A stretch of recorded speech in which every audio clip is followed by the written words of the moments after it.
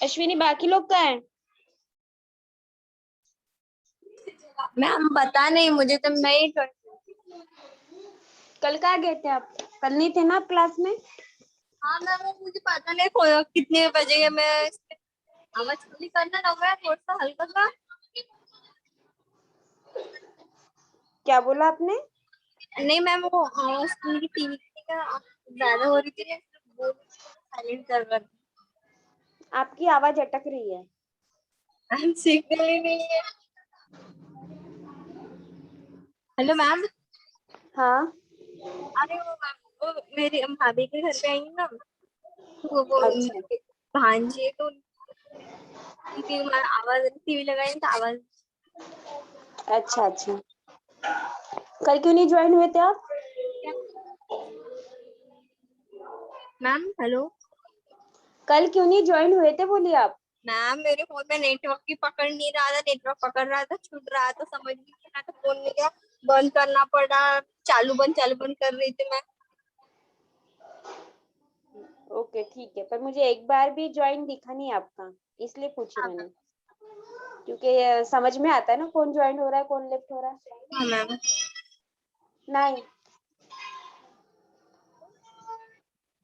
ते पप्पाजीच आहे.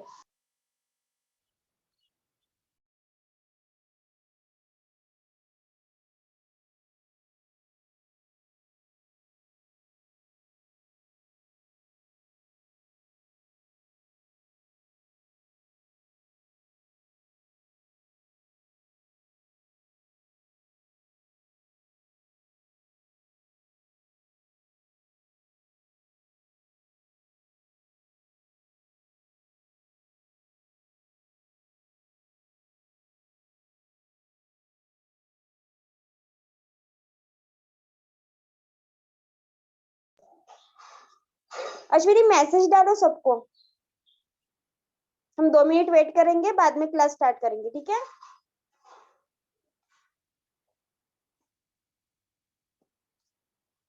मैम हाँ। कितने, मतलब समझ में नहीं आ रहा।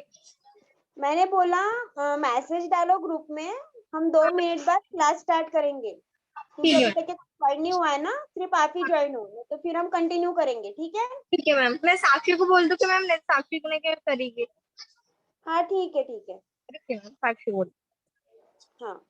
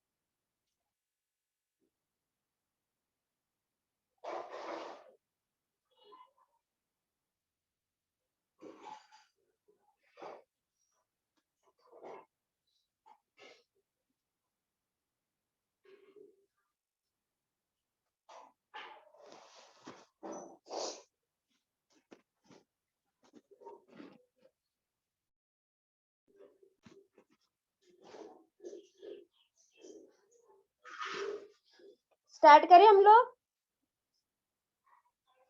Yes ma'am. अश्विनी का गायब होगी क्या अभी तक की?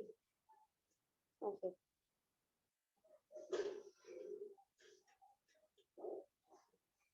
अंजलि, सोनू, स्वाति।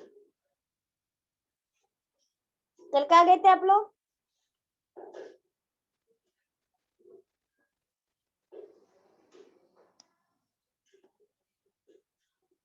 कल कहाँ गए थे?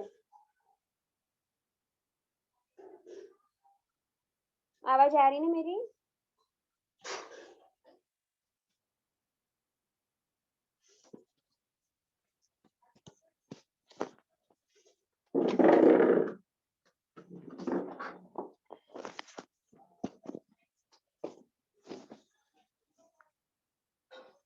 क्या शुरू था हमारा कल?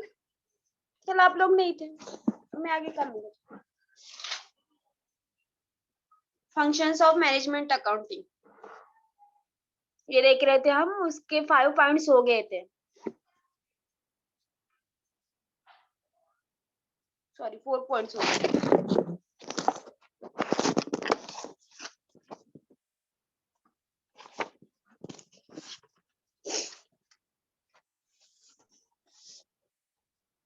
To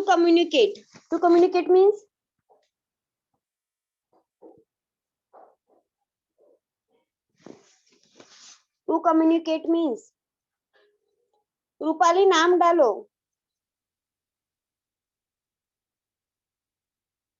ओप्पो A5 नाम डालो अपना।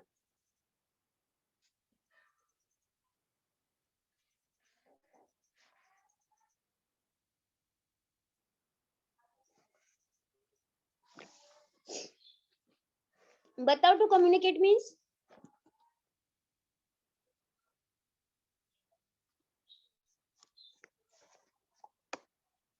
बोलो, आवाज आ रही ना मेरी? आवाज आ रही है क्या? अंजलि, सोनूली, स्वाति, रूपाली, आवाज आ रही ना या नहीं आ रही है?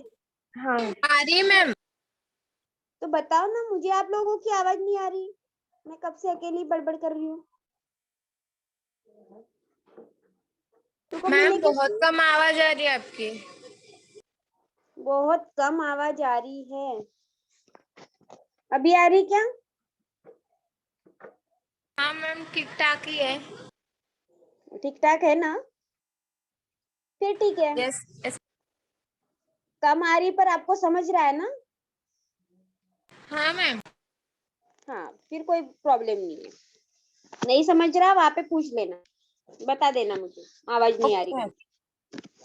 टू कम्युनिकेट मीन्स बताओ।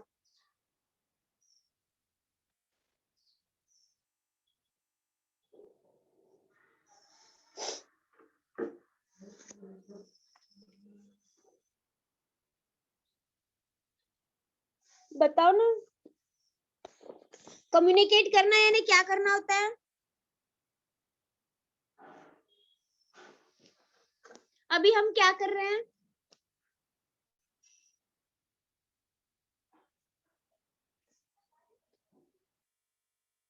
अभी हम क्या कर रहे हैं? टू कम्युनिकेट मीन्स संवाद साधने। अभी हम वही कर रहे हैं। कर रहे क्या? बात कर रहे हैं ना हम लोग? हाँ या ना? Yes ma'am.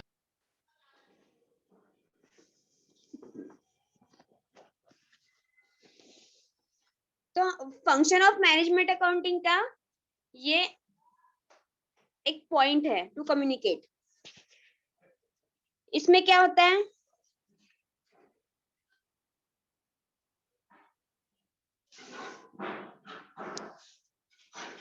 अब हमने देखा है कि मैनेजमेंट अकाउंटिंग के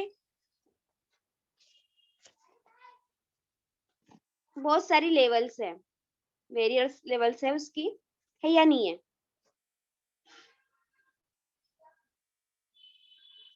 है क्या?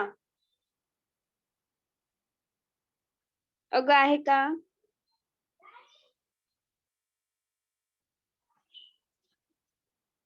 मॅनेजमेंट बिझनेस जेव्हा आपण करतो तर ते मॅनेजमेंट अकाउंटिंगचे खूप सारे डिपार्टमेंट्स वेगवेगळे आहेत की नाही आहेत?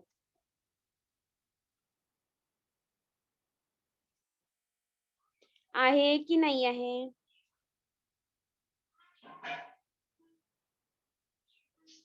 नाही समजलं.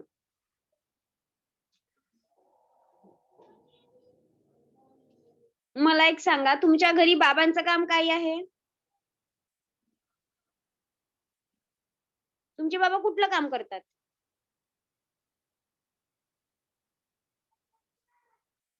सांगा, फटाफट सांगा.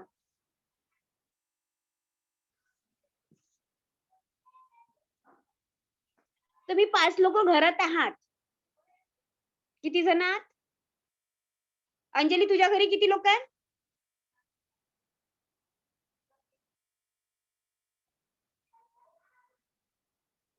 अरे बोलत चला ना, अनम्यूट करून फटाफट.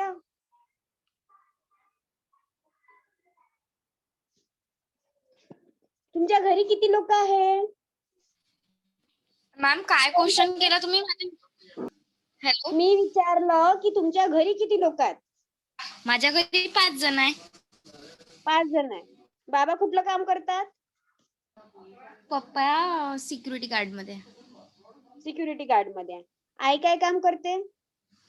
मम्मी तेच हाऊस वाईफ, म्हणजे असं शिलाई मशीनचं. अच्छा, ते घरच्या काम करते. बरं. भाऊ आहे की बहीण आहेत तुला? भाऊ आहे छोटा, 10th मध्ये.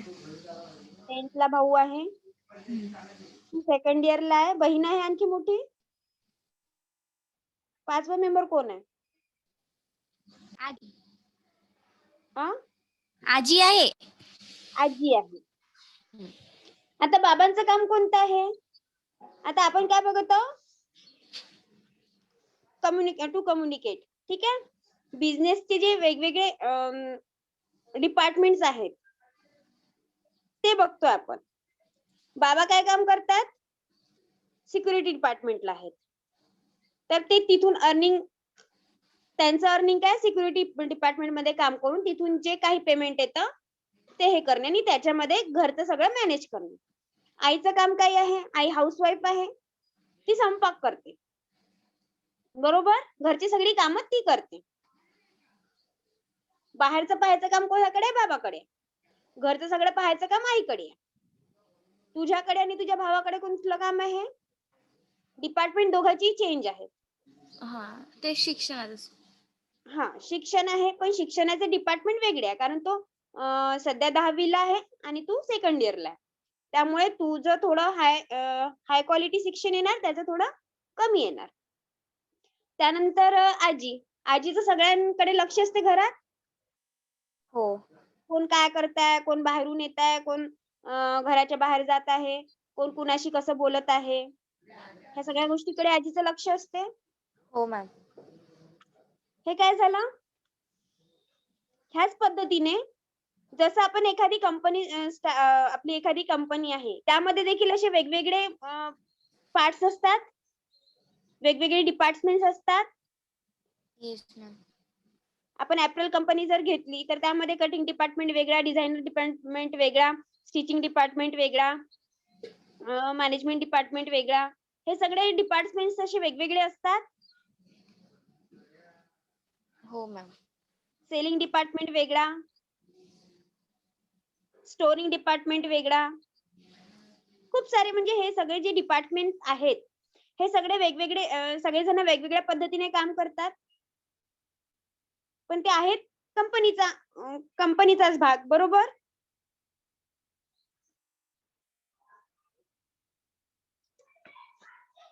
हे जे डिपार्टमेंट आहेत ह्याच्यामध्ये कम्युनिकेशन असतं का? ह्याच्यामध्ये कुठल्या पद्धतीने कम्युनिकेशन राहतं? मॅनेजमेंट या सगळ्याला एकत्र बांधून ठेवते. काय करते ती? ह्या सगळ्या ह्याचं जे सगळ्याचं काम आहे, कटिंग डिपार्टमेंट, हे जे सगळे डिपार्टमेंट्स आहेत, याचा सगळा डाटा कोणाकडे असतो? मॅनेजमेंट अकाउंटिंग कडे. बरोबर आहे? सगळी रिपोर्ट्स असते ना यांची, हो की नाही? हो की नाही? असते का?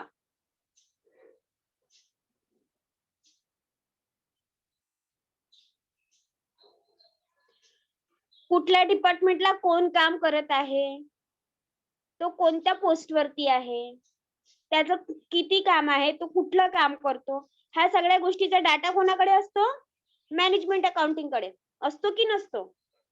हो मॅम असतो. असतो.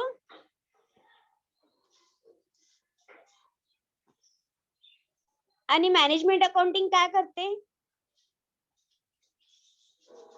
जे काही लेबर्स आहेत त्यांनी व्यवस्थितपणाने काम करावे यासाठी त्यांना मोटिवेट करते. तर मोटिवेट करायसाठी ते काय करणार? काय करणार त्यांना मोटिवेट करायसाठी?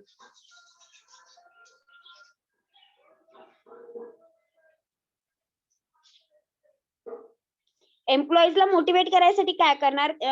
त्यांच्यावरती कंट्रोल करण्यासाठी काय करणार? जर समजा त्यांना मोटिवेट केलं गेलं नाही किंवा त्यांच्यावरती कंट्रोल ठेवला गेला नाही, तर काय होणार? जर तुम्हाला अभ्यासासाठी मोटिवेट केलंच नाही, तुम्ही जसं वागत आहे तसं तुम्हाला वागू दिलं. आता जसं तुम्ही लोक क्लासेस अटेंड करत नाही, त्यासाठी आम्ही काय केलं? मी तुम्हाला सांगितलं की मी तुम्हाला काय देणार नाही, नोट्स देणार नाही. सांगितलं तर हे काय झालं? मी तुम्हाला काय करते? कंट्रोल पण करते आणि मोटिवेट पण करते. कारण जर तुम्ही क्लासेस अटेंड केले नाहीत तर तुम्हाला तुमच्या कन्सेप्ट क्लिअर होणार नाही. होणार का? नाही. डाउट्स तुमचे क्लिअर नाही होणार. आणि जर समजा तुम्हाला जसं करायचंय तसंच करू दिलं. तुम्ही क्लासेस करत आहे, नाही करत आहे, तुम्हाला काहीच कोणी म्हटलं नाही, तर तुम्ही काय करणार? तुम्ही अभ्यासही नाही करणार. त्याचा रिझल्ट काय होणार? एक तर फेल होणार किंवा मार्क्स मिळणार नाहीत. वेळेवरती तुम्ही घेऊन बसाल तर मार्क्स कमी मिळतील. आणि कन्सेप्ट जर तुमच्या क्लिअर राहिल्या तर तुम्हाला एक्झाम मध्ये जरी मार्क्स कमी मिळत असेल, पण समोरचं जे आयुष्य असतं आपलं, ज्यामध्ये आपल्याला या सगळ्या गोष्टींची आवश्यकता असते, त्यात तुम्हाला कुठेच तुम्ही कमी पडणार नाही. आपण अभ्यास कशासाठी करतो? फक्त मार्क्स जास्त मिळवण्यासाठी करत असतो का? एक्झाम कशासाठी देत असतो आपण शिकत कशासाठी असतो? आता तुम्ही स्पेशलायझेशन तुम्ही याच्यामध्ये करत आहे. एफएडी मध्ये तुम्ही शिकून राहिलेले आहे. 12वी नंतर तुम्ही एफएडी ला जॉईन झाला. तर तुम्हाला त्यातले जे कन्सेप्ट आहेत, एफएडी मध्ये जे काही सब्जेक्ट्स आहेत, त्यातले जे कन्सेप्ट आहेत, ते जे शिक्षण आहे त्याचा तुम्हाला पुढे फायदा होणार? होणार की नाही होणार? होणार का? हो की नाही? हो. तुम्ही समोर जाऊन स्वतःचं बुटीक टाकू शकता, एखाद्या कंपनीला जॉईन करू शकता किंवा एखादं एंटरप्रिनर म्हणून स्वतःचं काम करू शकता. बुटीक आणि एंटरप्रिनर वेगवेगळं येतं. थोडा डिफरन्स राहतो दोन्हीमध्ये. एंटरप्रिनर म्हणजे उद्योग आणि त्याच्यामध्ये तुम्ही समोर जाऊन आणखी तुमचं स्वतःचं बिझनेस स्टार्ट करू शकता किंवा स्वतःचं एखादी इंडस्ट्री करू शकता. हे सगळं ह्यामध्ये येतं. पण आज तुम्ही ते करणार आहे का? आज तुम्हाला त्यातले सगळ्या गोष्टी शिकून घ्याव्या लागतील आणि समोर जाऊन त्याचा कुठे कसा यूज करायचा ते तुम्हाला समोर जाऊन कळेल. जर समजा आपण लेबरला मोटिवेट नाही केलं किंवा त्यांच्यावरती कंट्रोल नाही ठेवला गेला, तर काय होणार? लॉस मध्ये जाऊ आपण की प्रॉफिट मध्ये जाऊ?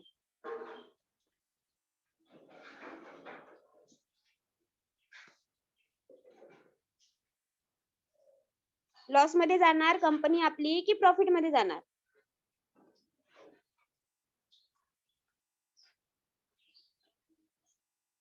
सांगा ना.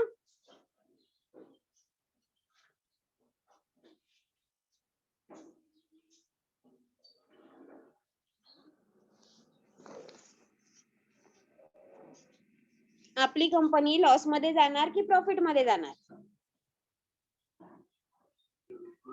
लॉस मध्ये जाणार. लॉस मध्ये जाणार. कारण काय होणार की जे लेबर्स जे आहेत किंवा जे एम्प्लॉईज आहेत त्यांचं संतुलन बिघडेल. त्यांचं संतुलन बिघडेल म्हणजे त्यांचं कामावरचं जे लक्ष आहे ते हटून त्याच्यामुळे कामामध्ये प्रॉब्लेम जाणार. म्हणजे जे काही आपल्या कंपनीमध्ये जे काही डेव्हलपमेंट होत आहेत किंवा ज्या काही गोष्टी घडत आहेत त्या व्यवस्थित नाही होणार. आणि मॅनेजमेंट अकाउंटिंग काय करते यासाठी? त्यासाठी ते कम्युनिकेट करतं. ते एम्प्लॉईज आणि मॅनेजमेंट यामध्ये काय करतं? कम्युनिकेट करतं. आणि त्याचा फायदा काय होतो की जे आपण बिझनेस प्रोग्राम्स घेत असतो किंवा आपल्या याच्यातून जे काही पब्लिश होत असतं, पब्लिश म्हणजे काय होणार की जे समोर येणारे जे आपले प्रोडक्ट्स आहेत ते आपण पब्लिश करणार ना आधी. ते पब्लिश झाल्यामुळे काय होणार की त्याचा फायदा आपल्याला होणार. होईल की नाही होणार? त्याचा रिटर्न बेनिफिट आपल्याला मिळेल, आपल्या कंपनीला मिळेल. मिळणार का? हो की नाही? हो की नाही? काय मॅम? रिटर्न बेनिफिट आपल्या कंपनीला मिळणार की नाही?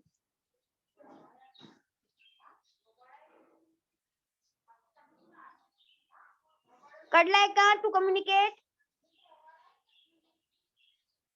हो की नाही तेवढं सांगा मला.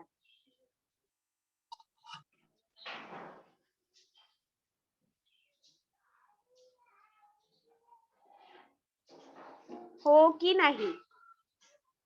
अंजनी, रुपाली, प्रणाली? नाही कळलं. कळलं. मला सांगा,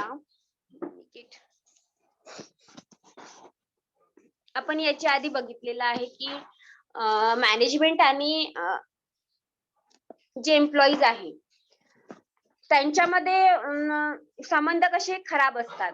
जनरली असतात. हे याच्या आधी आपण बघितलेलं आहे.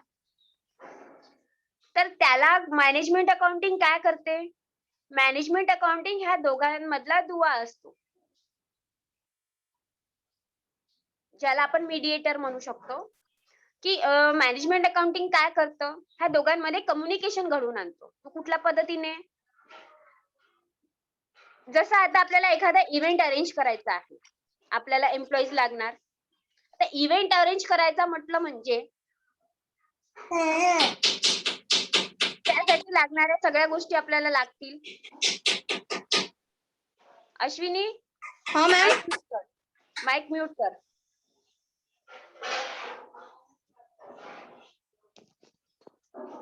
काय लागेल आपल्याला त्यासाठी?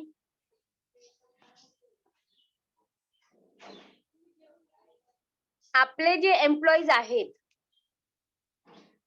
त्यांच्याकडे आपण ते काम सोपवणार. हो की नाही?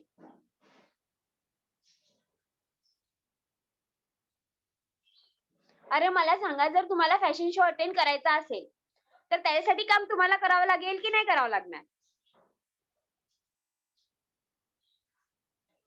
हो की नाही? पार्टिसिपेट करावं लागेल की नाही करावं लागणार? करावं लागेल. तर सेम थिंग काय आहे, कंपनीमध्ये पण आपल्याला तेच करावं लागतं. जर एखादी ते इव्हेंट अरेंज करत आहेत,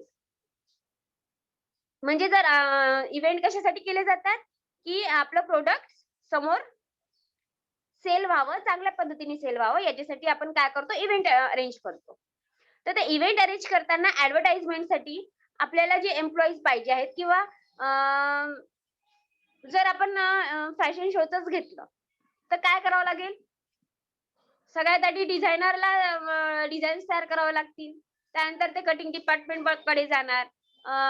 त्यानंतर ते कटिंग डिपार्टमेंट कडे नंतर जाणार. आधी ते लेआउटिंग साठी जाणार. डिझाईन झालं, त्याचे ड्राफ्टिंग तयार होतील, त्याच्यानंतर लेआउटिंग तयार होतील, त्याच्यानंतर कुठे त्याचं काय बनेल, कटिंग होणार.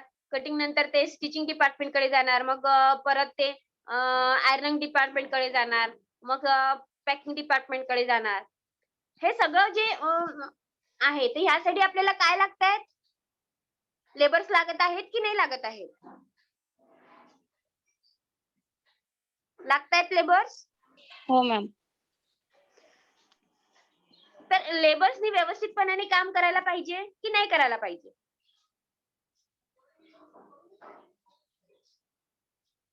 जर गारमेंट बनवताना त्यात चुका झाल्या तर काय करावं लागेल? तुम्ही फॅशन शो अटेंड केला आहे का याच्या आधी कधी? हो मॅम. काय करावं लागतं जर समजा तुम्ही फॅशन गारमेंट बनवला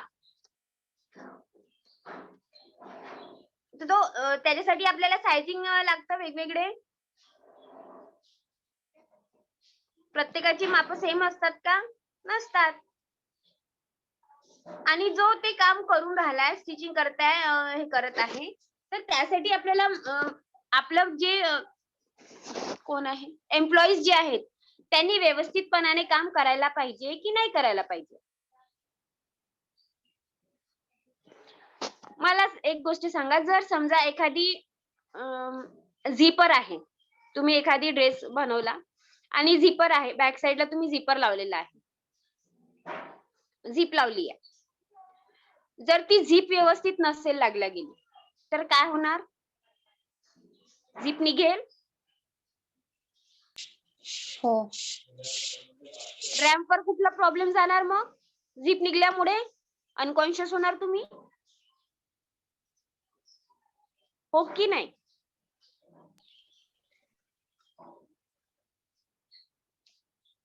हो की नाही? अगं हो की नाही? काय तर बोलत चला. हो. हो. तर आपल्याला काय करायचं आहे? आपले जे एम्प्लॉईज आहेत त्यांना आपल्याला बांधून ठेवायचं आहे मॅनेजमेंट सोबत. तर त्यासाठी जे काही कम्युनिकेशन आपल्याला त्यांच्याशी करावं लागतं किंवा त्यांच्यासाठी जे काही करावं लागतं ते आपलं ते काम कोण करतं? मॅनेजमेंट अकाउंटिंग करतं. ठीक आहे? कळलं का?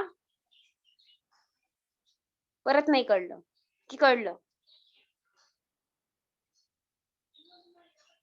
तुम्ही बघितलं असेल लेबर्स लॉ वगैरे जे काही आलेलं आहे का लेबर्स लॉ वगैरे? आता परत एक लेबरसाठी लॉ बनलेला आहे की आता नवीन आहे काहीतरी. शोधा म्हणजे सापडेल तुम्हाला. सर्च करत राहा.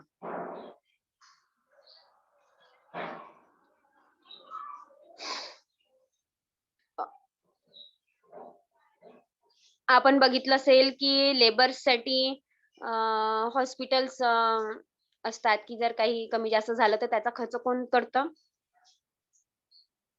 कंपनी करत असते. करते की नाही करत? एवढं तर माहिती आहे ना तुम्हाला? हो मॅम. मोठमोठ्या ज्या कंपनीज आहेत त्यांच्या त्यांचे जे तिथले जे लेबर्स असतात त्यांच्या राहण्याच्या, खाण्याच्या व्यवस्था कंपनीकडनं होत असतात. किंवा त्यांचा जो काही लॉन्ड्रीचा खर्च आहे किंवा कुठे येण्या-जाण्याचा खर्च आहे. हे जे सगळे खर्च असतात ते कोण उचलतात? कंपनी उचलत असते. उचलत असते. मार्केटिंग सेक्टरमध्ये जे लोक काम करतात, ज्यांना कंटिन्यू फिरावं लागते मार्केटिंगसाठी, त्या लोकांचा खर्च कोण करते? कंपनी करते. करते की नाही करत? माहितीये का?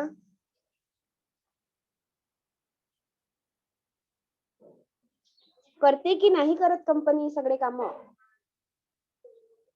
जर समजा कंपनीने असं केलंच नाही तर काय होणार? कंपनीतले जे चांगले एम्प्लॉईज आहेत ती कंपनी ते सोडून दुसरीकडे जाणार की जिथे त्यांना व्यवस्थित सगळ्या गोष्टीची सुविधा मिळते आहे? जाणार का? हो. तर म्हणून कंपनी काय करते, या लोकांसाठी सगळे व्यवस्थितपणाने काम करत असते, की आपले जे एम्प्लॉईज आहेत ते आपल्यापासून दुसरीकडे जायला नको, आपली कंपनी सोडून जायला नको. त्यासाठी पण ते काम करते. आणि सोबतच काय करते, की त्यांच्यावरती आता कंट्रोल ठेवण्याचं कामही कंपनी करते.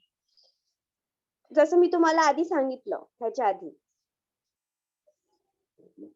की जर तुम्हाला कंट्रोल केलं गेलं नाही तर बिहेवियर चेंज होणार आपला.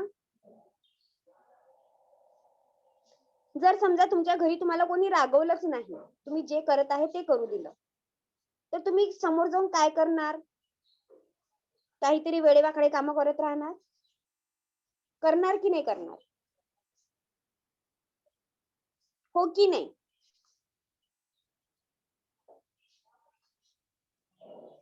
हो की नाही? तुमच्या घरी तुम्हाला रागवतं का कोणी? आई बाबा रागवतात की नाही रागवत? अरे रागवतात की नाही रागवत? हो किंवा नाही बोलत चला ना. आवाज नाही येते का माझा? रागवतो ना. रागवतात ना? ते कशासाठी रागवतात? सेम कंडिशन आपल्या कंपनीमध्ये पण असते, की काय होतं, की एम्प्लॉई आपला चांगला एम्प्लॉय कुठे जाऊ नये यासाठी ते जसे झटत असतात, त्याच पद्धतीने आपल्या आपला एम्प्लॉई काय होऊ नये त्याला काय म्हणतात, त्याने काही वाईट कामं करू नयेत कंपनीसाठी, ह्यासाठी ते कंट्रोलिंग पण करत असतात. कळलं आता?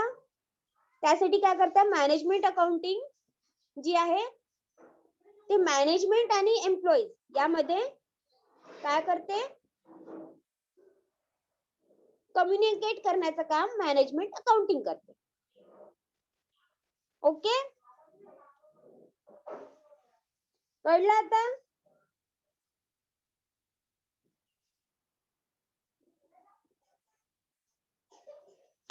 कळलं का?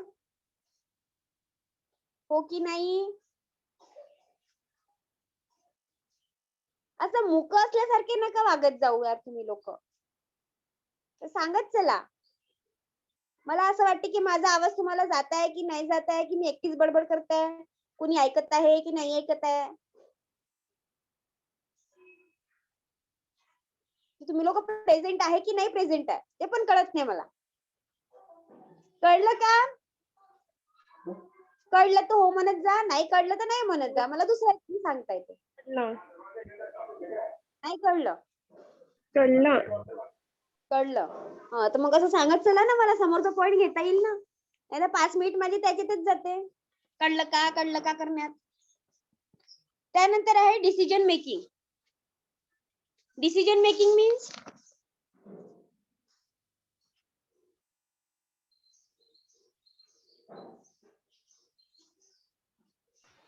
निर्णय घेणे. निर्णय घेणे. Proper decision making is a circular of the success of business. म्हणजे बिझनेसला जर आपल्याला सक्सेसफुल करायचं असेल, त्याला वाढवायचं असेल, तर प्रॉपर डिसिजन घेणे महत्वाचे ठरतं. बरोबर?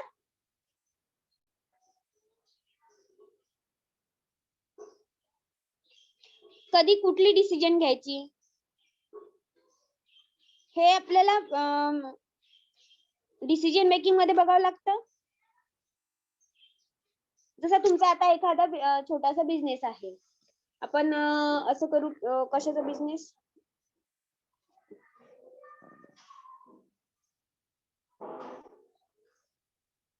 गारमेंटचा बिझनेस आहे तुमच्याकडे. गारमेंट्स म्हणजे एखादं छोटंसं शॉप आहे, त्याच्यामध्ये तुम्ही गारमेंट सेल करता. ठीक आहे.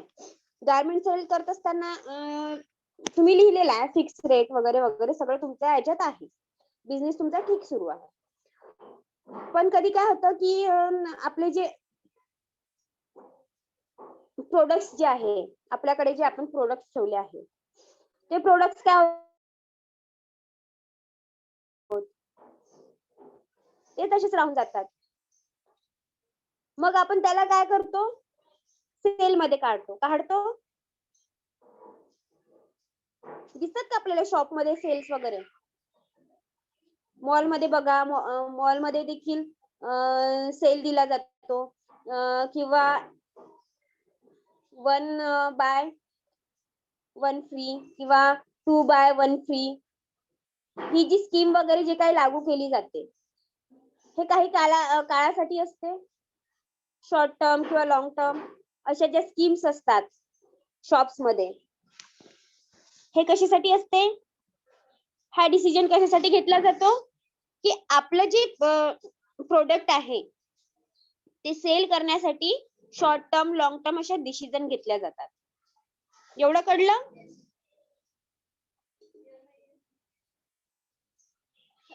एवढं कळलं का?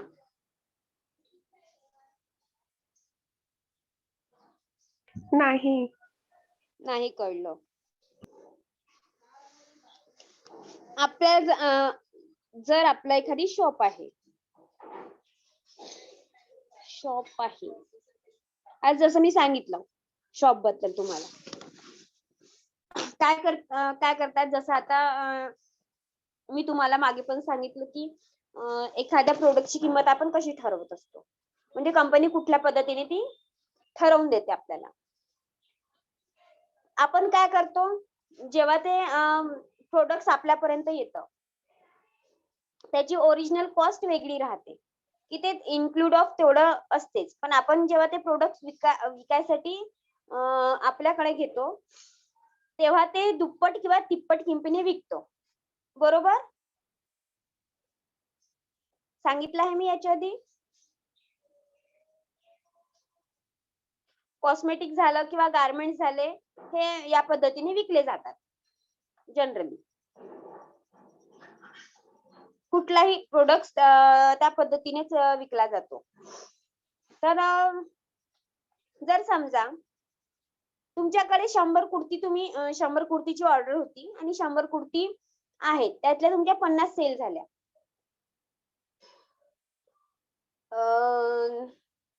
त्यानंतर लेगिन आहेत, त्या तुमच्याकडे 50 होत्या, त्यातल्या 25 सेल झाल्यात. त्यानंतर दुपट्टे आहेत, श्रग आहेत, हे देखील 50-50 कॉस्टिंग पकडू आपण त्याची. 50-50 तुमच्याकडे आहे आणि ते तुम्ही त्यातला काही माल वाचलेला आहे. तर तुम्ही नवीन माल भरायच्या आधी तुम्हाला पहिले आधी हा जुना माल काढावा लागेल, जागा रिकामी करावी लागेल, तेवढी करावी लागेल का? हो. 1 वर्ष ठीक आहे, 2 वर्ष झाले पण ते तशीच्या तशीच तुमच्याकडे पडले आहेत, मग ते तुमच्याकडे खराब होणार की नाही होणार? ठेवून ठेवून खराब होणार. हो मॅम. होणार की नाही? तर मग आपल्याला त्याला सेल करावं लागेल. म्हणजे ते सेल आपण कशा पद्धतीने करू? तुम्ही खूपदा बघितलं असेल 20% सूट, 30% सूट, आपण करतो ना असं. शॉपकीपर आपल्याला काही पर्सेंटनी कमी देतो. असे खूप शूज मध्ये पण आपल्याला मिळतात, चांगले चांगले शूज आपल्याला हाफ किमतीमध्ये, 1/4 किमतीमध्ये मिळतात. चांगल्या कंपनीचे शूज जे आहेत ते. तर ह्यासाठी काय करतात ते लोक मग, की सेल मध्ये काढला जातो माल. तुम्ही बघितलं असेल सेल सेल सेल, त्यासाठी पॉम्पलेट्स आधी मधल्या काळामध्ये पॉम्पलेट्स पण यायचे सेलिंग साठी पेपर सोबत, की या ठिकाणी सेल आहे, त्या ठिकाणी याचा सेल आहे. आणि काय केलं जातं की जेव्हा सेल असं ठेवला जातो, तर तो काही काळासाठी ठेवला जाईल, म्हणजे एवढ्याच काळापुरता मर्यादित, 8 दिवसाकरता मर्यादित. तर मग काय करणार, जे कस्टमर आहे त्यांना माहिती असते की 8 दिवसाकरताच तो सेल मर्यादित आहे, तर त्या 8 दिवसात जाऊन लोक सेलमध्ये जे प्रोडक्ट्स आहेत ते विकत घेण्याकरता जातो आपण लोक, जातो की नाही जात? जिथे काही कमी किमतीत मिळत असेल तिथे आपण लोक जातोच, हो की नाही? अरे जातो का घ्यायला? हो मॅम जातो.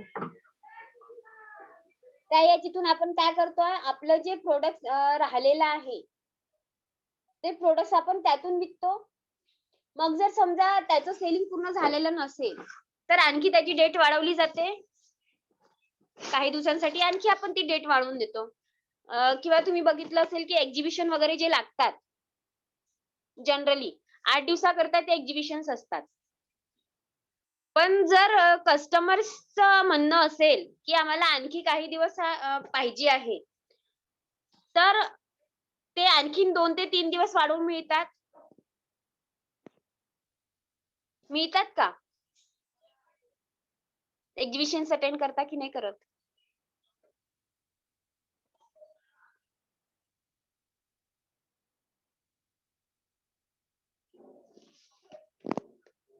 नाही कळत आहे? कळत आहे की नाही कळत आहे? कळत आहे मॅम. हा तर मग सांगत चला ना थोडस. असं एकदम याच्यासारखी नका बोलत जाऊ, थोडस असं चांगलं फटाफट सांगत जा, म्हणजे माझा वेळ पण तेवढा जात नाही. मला असं वाटतं की तुम्हाला कळून राहिलं की नाही कळून राहिलं. तर हे जे शॉर्ट टर्म्स आहेत, लॉंग टर्म आहेत, यासाठी आपण ते विचार करतो की मग ते किती दिवसापर्यंत वाढवायचे, किती दिवसापर्यंत ठेवायचं, किंवा एखादं जे डिझाईन आहे ते किती दिवस म्हणजे त्याच्यासाठी किती ड्युरेशन ठेवायचं. त्याचबरोबर त्याचं कॉस्टिंग कसं ठेवायचं.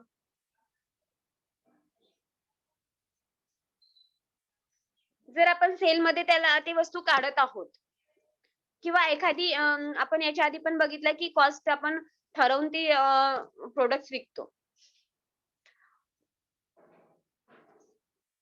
तर त्याचा कॉस्ट कशा पद्धतीने तयार करायचं, ते कॉस्ट किती कॉस्टला विकलं गेलं पाहिजे.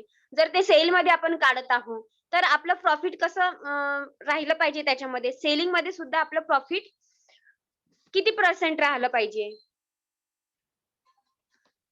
हे देखील कशामध्ये पाहतात, डिसिजन मेकिंग मध्ये. या सगळ्या गोष्टी बघितलं जातात. ठीक आहे, कळलं डिसिजन मेकिंग?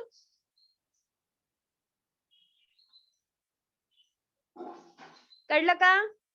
हो. चला त्याच्यानंतर आहे फायनान्शियल अनालिसिस अँड इंटरप्रिटेशन. काय मिनिंग आहे फायनान्शियल अनालिसिस अँड इंटरप्रिटेशनचं?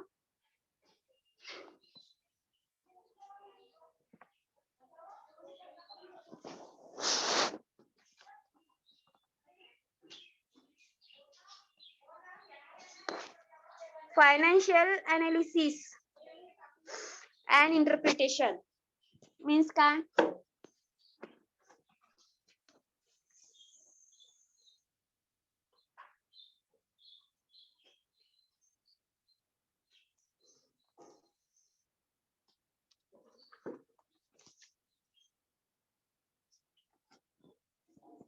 सांगा फटाफट सांगत चला. रुपाली, अंजली, अश्विनी. फायनान्स म्हणजे काय होतं? आपण बघितलं याच्या आधी.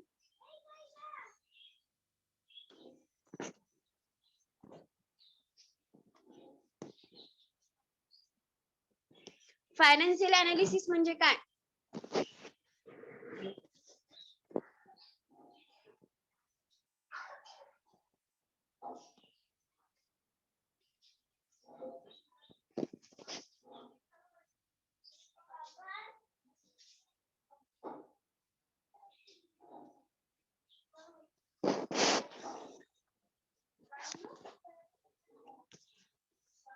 फायनान्शियल अनालिसिस अँड इंटरप्रिटेशन म्हणजे अधिक विश्लेषण आणि व्याख्या.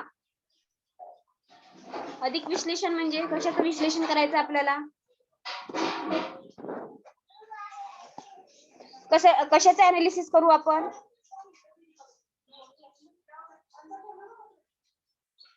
कशाचे अनालिसिस करणार आपण?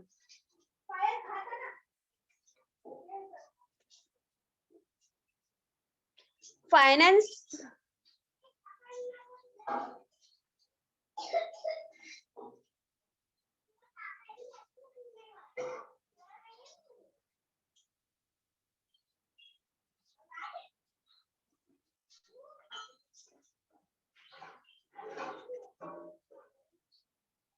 आपण काय करतो, कंपनी काय करते की मॅनेजमेंट अकाउंटिंगचा अनालिसिस करते. ते अनालिसिस अशा पद्धतीने व्हायला पाहिजे की ते पूर्णतः अचूक असायला पाहिजे आणि त्याच्यात पूर्ण सत्यता असायला पाहिजे. हे जेव्हा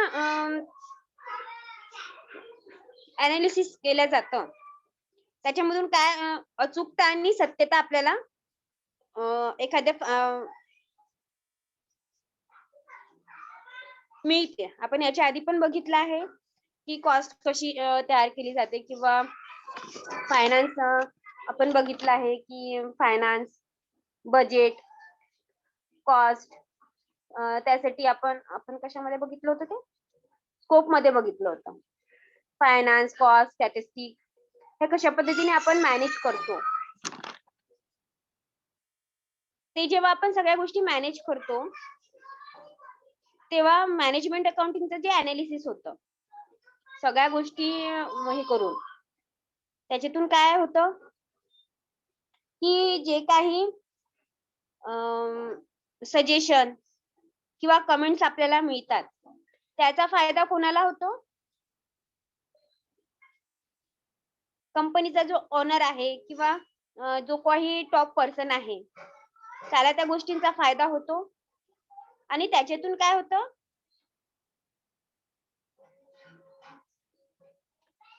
त्याच्यातून काय होतं? तो अचूकपणाने सगळे व्यवहार करू शकतो. Yes or no? करू शकतो का? अचूक व्यवहार करणार की नाही करणार? जर आपलं मॅनेजमेंट अकाउंटिंग पूर्णतः बरोबर आहे, आपलं मागल्या वर्षीचा data, finance data, costing data सगळं जर आपलं व्यवस्थित आहे, त्याचं सगळ्या याचा पूर्ण व्यवस्थितपणाने अनालिसिस झालेलं आहे, तर काय होणार की जे कंपनीला जसा या गोष्टींचा फायदा होणार तसाच फायदा कोणाला होणार? कुणाला होणार? अरे कुणाला होणार? कंपनीच्या ओनरला होईल की नाही होईल?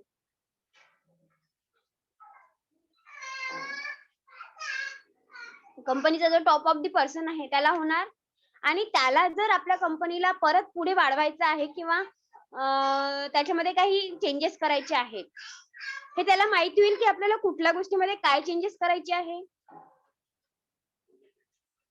याच्यासाठी कोण हेल्प करतं? मॅनेजमेंट अकाउंटिंग हेल्प करत असते.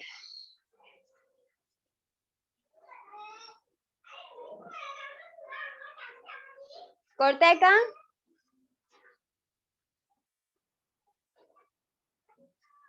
कळत आहे का? अश्विनी, रुपाली, अश्विनी, रुपाली कळत आहे का? ओके.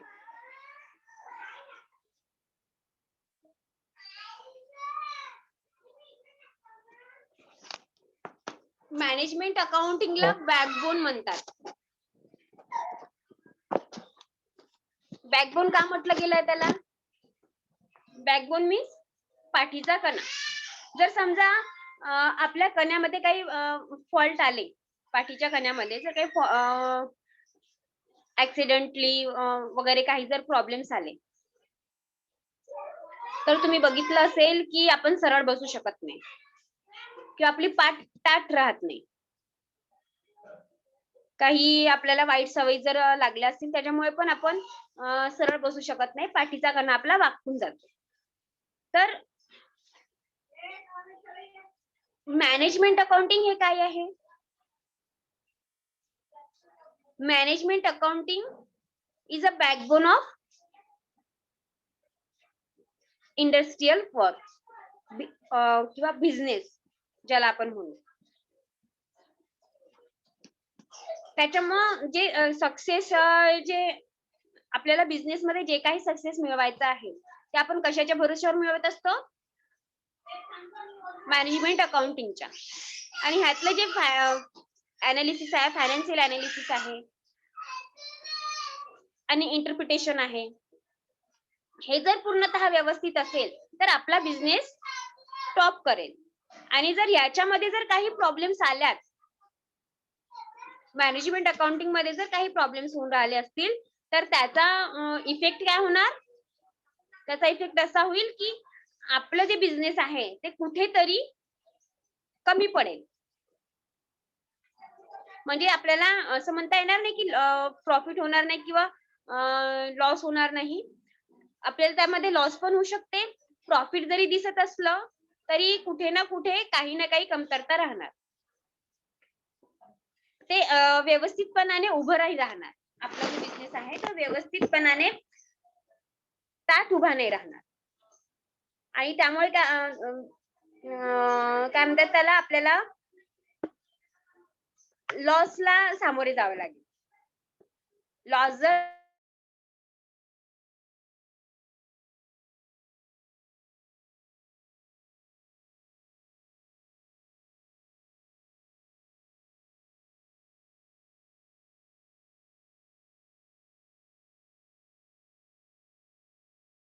आला तर तुम्हाला माहिती आहे की आपोआप बिझनेस. ठीक आहे, पॉइंट समजला का? आता लास्ट पॉइंट राहिलाय क्वांटिटेटिव्ह इन्फॉर्मेशन, क्वालिटेटिव्ह इन्फॉर्मेशन. तो आपण उद्या बघू. आता आपला टाइम अप झाला. ठीक आहे, हो. चला बाय.